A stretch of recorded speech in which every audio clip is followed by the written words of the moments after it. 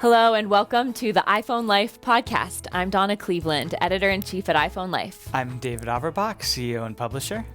Each week we have the best apps, great gear, and top news in the iOS world. And David has a sponsor to tell us about before we jump into the episode.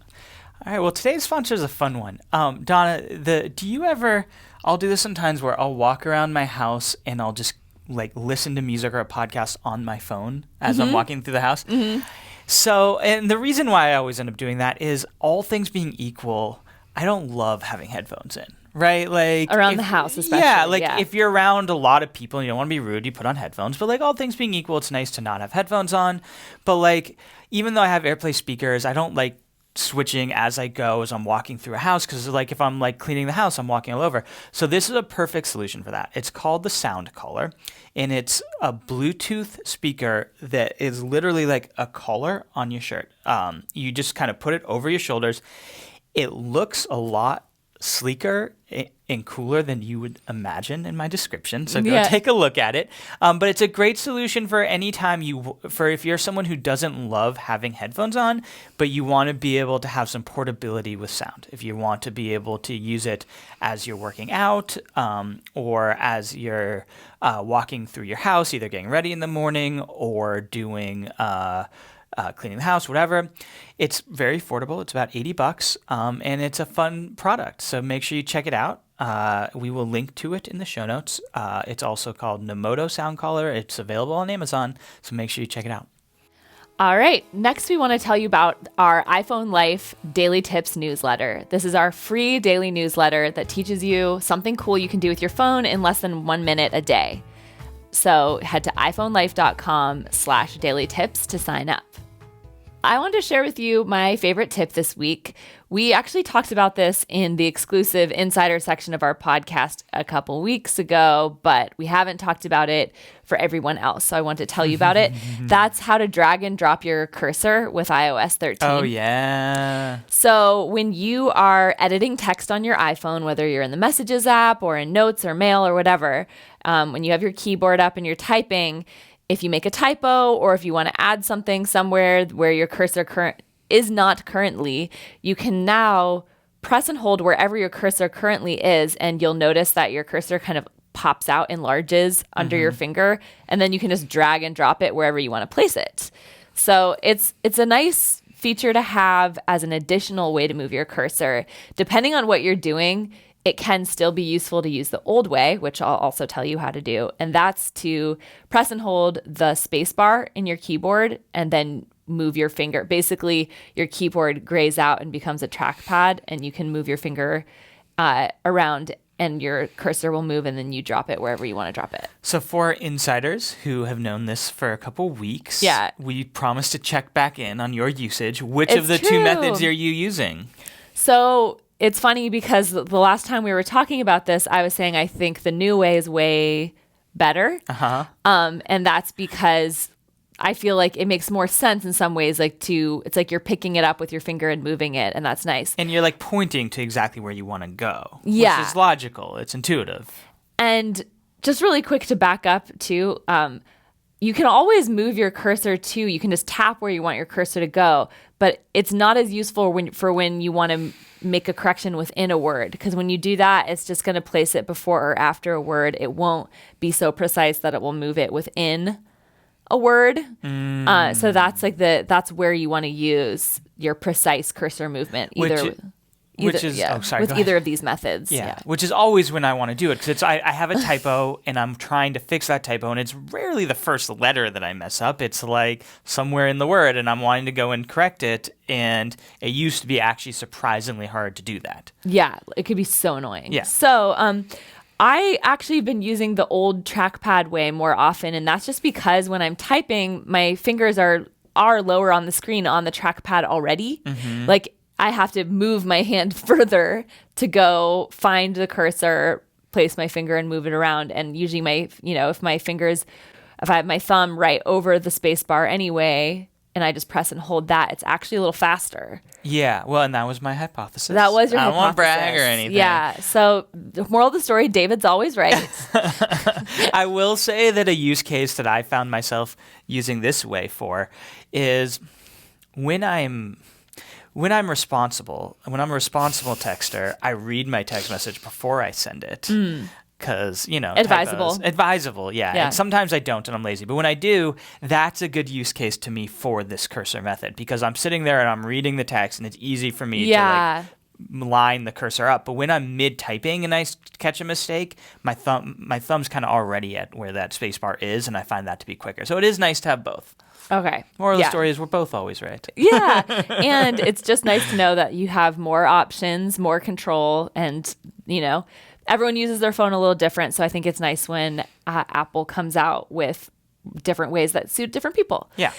Okay. Next, I want to tell you about our Insider program. We have a premium subscription for everyone who wants to get the most out of their iPhone and iPad. And it's, if you go to iPhoneLife.com/podcast discount, you get $5 off your annual subscription.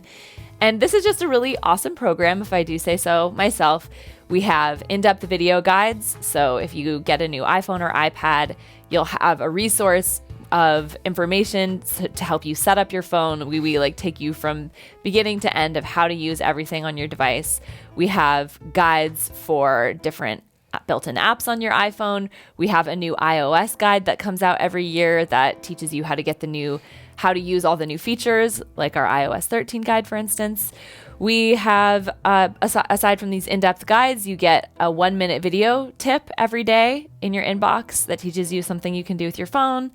You get a digital subscription to iPhone Life magazine, including we have 30 past issues that you get access to as well, and exclusive version of this podcast without any ads and with exclusive content. Also, you get Ask an Editor, and this is a really nice feature. If you run into any roadblocks with your tech and you're getting confused, you just email and one of our experts will get back to you and help you solve your problems.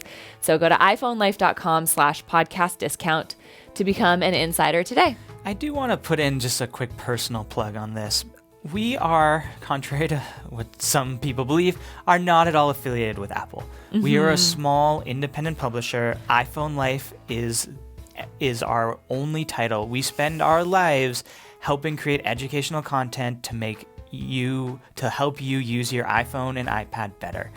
And so, we put out a lot of free content for you guys, and we really appreciate you taking time to listen to it. If you're enjoying it, we really appreciate you taking time to support us, and this is an easy way to support us, and you get so much additional educational content. You get this huge archive, over 1,000 videos, so many guides. So we really appreciate it, not only from hoping we help you, but also in helping allow us to continue educating everyone on iPhones and how to get the most out of them. Yeah, thanks, David. That's so true. So we have some news we wanted to talk about today. David has a smart home. He's set up a lot of different devices, and he's talked about it on this podcast, so you might know. But there's a lot of different smart home devices that work with Alexa, that work with Siri, that work with Google, and it can be a bit confusing to set up and figure out. And you had some news related to this? I do, and it's kind of early days, so I'm not exactly sure how this is all going to play out. But one of the frustrations of smart homes as it stands today is really what you want to be able to do is you want to be able to have all of your devices connected to each other. And so, in other words, when I walk in the door, I want to have my lights turn on. I want to have my heat adjust to the temperature I want. I want to have my door automatically unlock.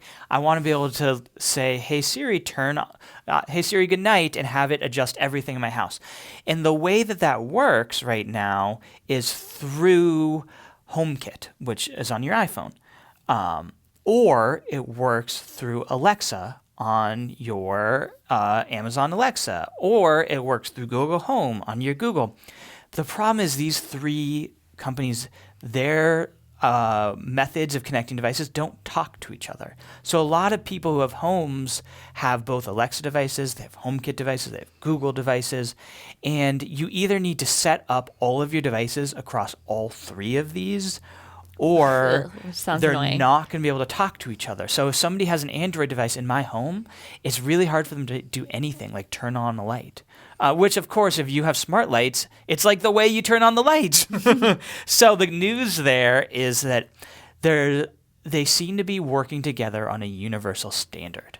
So that you then, hypothetically, and again, hasn't actually come to fruition yet in terms of actually being able to do this, but hypothetically down the road, if you set up a device, you'll be able to set it up one time and use it for Alexa, use it on Google, use it on Siri. And so then you'll be able to leverage as a consumer. It's really exciting because Google, especially as an iPhone consumer, to be honest, oh my gosh, Siri was just dictating everything I just said. We were just talking about this before the show, how I love my HomePod as an ability to control my smart home. But HomePods are really expensive, and they're not portable, so you have them in one place in your house. Whereas Alexa is now building Amazon, I should say, is now building Alexa into everything. And so I have literally everything. A microwave. They now have smart plugs that have Alexa built in. My thermostat has Alexa built in. That's wild. And so you can now be able to have Alexa devices across your house. You could have a HomePod, and you could have Google devices, and they could all work together so that you set up a device one time and you can use it across any of those. That's so much nicer. I'm really excited about it. I don't know when this will actually come to fruition. This is something that Apple, the tech companies do pretty frequently. We don't really think about it much, but something like Bluetooth works across all of our phones. It's because they have a universal standard. Same thing with, Qi wireless charging. It'll charge an Android phone. It'll charge an iPhone. It's because the companies agreed on a universal standard. So it happens frequently. I'm really excited that it's happening for smart homes, and I think it'll allow us to really take a large step forward in terms of smart home functionality. But it's early days, so we'll keep you posted on it. Yes. All right, for apps and gear this episode, I wanted to talk about the DJI Maverick Pro drone. If you listened to last episode, my dad joined us to talk about 5G because he's an internet service provider. He's also just a huge tech enthusiast. And in our insider section, he talked about the DJI app. But I just wanted to talk about going out and flying the drone with him and how awesome it was if you have $1,500 to spare that you want to spend on a drone.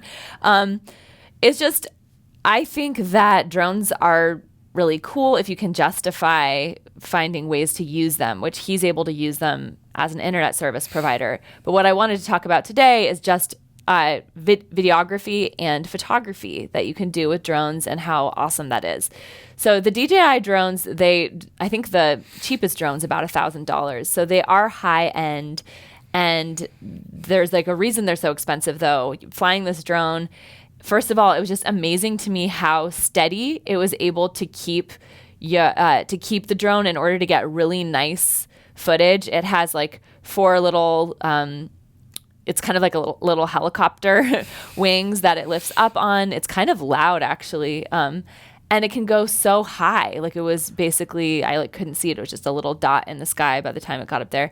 And it's cool because through the app on your phone, you can see exactly what the drone is seeing. And my dad got some really awesome footage of RAGBRAI. I don't know if you've heard of it, but that's the annual Iowa event where people ride their bikes all the way across Iowa. People come from all over the world, and it's pretty crazy. It's 100 degrees in July, and people are drinking beer all day and riding their bike across Iowa. But anyway, he went and got footage of people, aerial footage of, thousands of people biking through the Iowa countryside, and it was just really beautiful. He also was able to make some really neat marketing videos for his company with them. So there's a lot of uses. You probably could justify buying one for those reasons. But I think it's just, it records 4K video and takes 4K photos. But I think it's just a really fun toy at the least and can have some cool applications. Can I contrast that? Yeah. My stepson got a drone. It probably cost about $20. It was a present, so I don't know. It's so annoying. We spend like an hour trying to get this stupid drone to take off. Oh, really? And it would go, and then it would just immediately flip over and fall on the ground. Oh, no. Or it would go up, but then it would start to go too high. And because like you don't have good controls, I'm like, we're gonna lose this. I have no idea like where in town this thing's gonna land. So I'd panic and make it crash. And so yeah, it's like hard. Like you take for granted for these high end drones, like how difficult it is to get them to be stable, easy to control, highly usable. I want one so bad, and They're I have really no cool. good reason to buy one, and I don't have any justification to spend $1,000, but they are really cool. Yeah, I mean, you could. I'm sure my dad would let you fly Yeah. his. One thing I will say is there still is a learning curve, even though they are really nice. Like when I was trying to take some video with it, it was kind of jolted. Like I would jolt it forward and then stop, and then I wasn't. It takes some time to learn how to do that sort of like smooth motion that's following whatever you're trying to follow. That he's perfected after playing with it a bunch.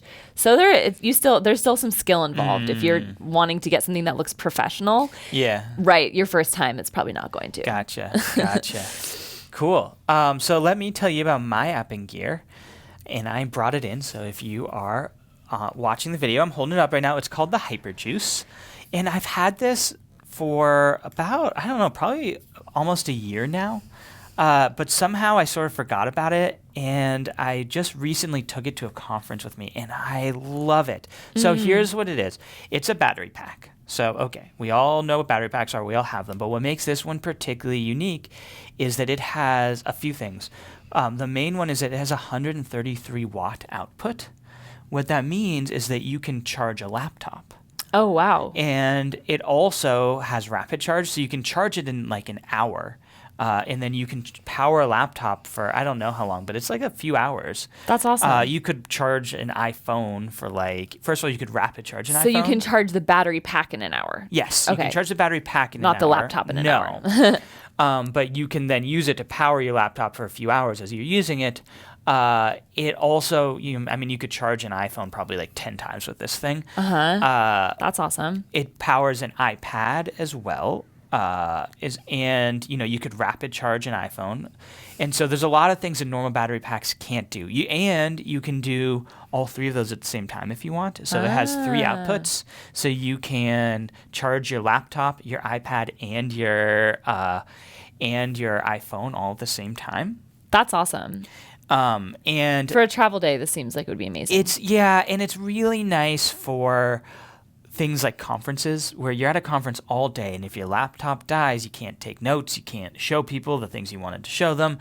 And it's awkward. Like usually the coveted seats in any conference room is like right by the adapter, but there's not enough wall adapters, but there's not enough for everyone. Yeah, well, and exactly. And I started taking this to coffee shops for that exact reason. So I don't have to like fight over like the seat with the plug at the coffee shop. And same thing at the airport. I don't have to fight over. Okay, I'm glad I convinced you because let me tell you how much this cost. $200. Oh, wow. So it is not cheap. Feel it. It's heavy. Oh, it's it like is a brick. heavy. Yeah. But, Sarah, we are at the conference, and she had an iPhone charger that was like, could charge your iPhone 5 times or something. And it was about this size. And it was, it was a little bit lighter, but not that much lighter. So for like what you get, the usability of this, being able to charge your laptop, being able to charge your iPad in addition to an iPhone, like being free to go to coffee shops, airports, and not have to fight over there's all those commercials of people being like slaves to like the outlet and just like huddled over an outlet. We see it at CES every year. Yeah. So there's a lot of benefits. It's really expensive, so you got to be able to justify it. But, it's not a $1,000 drone. Yeah, this is the budget item for today's podcast. Sorry, y'all. Next week, I promise, we'll have some real budget items. But I've been really enjoying this. I should mention, they used to be a sponsor. They are no longer a sponsor. This is not a sponsored review, but I like to let you all know when, we make sure we label everything that's sponsored. We tell you that up front. This was not sponsored, but they did used to be a sponsor, which is how I got this. Yeah. I have an app I also want to share today, and that is 1Password. I've probably brought it up before. And for the most part, I've actually switched over just to using Apple's password management, and that's really nice for Safari, using it on my using the suggested strong passwords when I create accounts in Safari, and it'll autofill for me, and that's really nice. But 1Password has been sort of the legacy password manager I've used in the past, and recently I needed to look up my car, how much I'd paid off on my car loan and also student loans. And I was like, all panicked that I wouldn't have that information anywhere. And it was just so nice, only needing to know 1Password to log into 1Password, because you just have a 1Password to rule them all to get in. And having all these accounts that I created a really long time ago and would have no way of tracking down otherwise, or no easy way, and having all the information I needed right there. And so I just can't recommend having a password manager of some sort enough. I think it's really crucial. I know so many people who just can never remember any passwords at all. And anytime they're trying to access stuff, it just becomes this whole nested problem. So I recommend getting a password manager. Or I've also heard good things about Dashlane, and there are some other LastPass, but 1Password's a good one. I also use 1Password. I really enjoy it. It's so interesting though, because as iCloud Keychain, which is Apple's built-in password manager, has gotten better and better, I keep kind of using that as my default because it's so baked into the operating system. It's easier when I'm creating passwords to just do it through that. But it's not as functional as 1Pass because of what you're saying, where 1Pass can work on Chrome, it can work on a laptop that's not a Mac if I want. Also, 1Pass can store other data that's valuable, like your social security code or your credit cards or your all sorts of different things. But now I sort of have this fragmented world where I'm managing passwords across both of them. Me too. And I don't know a good solution to that. Apple does pretty good in that it does, when I go to enter a password, it says, do you want to use iCloud or 1Pass? So it's kind of built into the operating system that way. But it's a little bit fragmented, but they both have their pros and cons enough that I find myself using both. Are you in this world? So all my new passwords and accounts are saved in iCloud Keychain with Apple's system.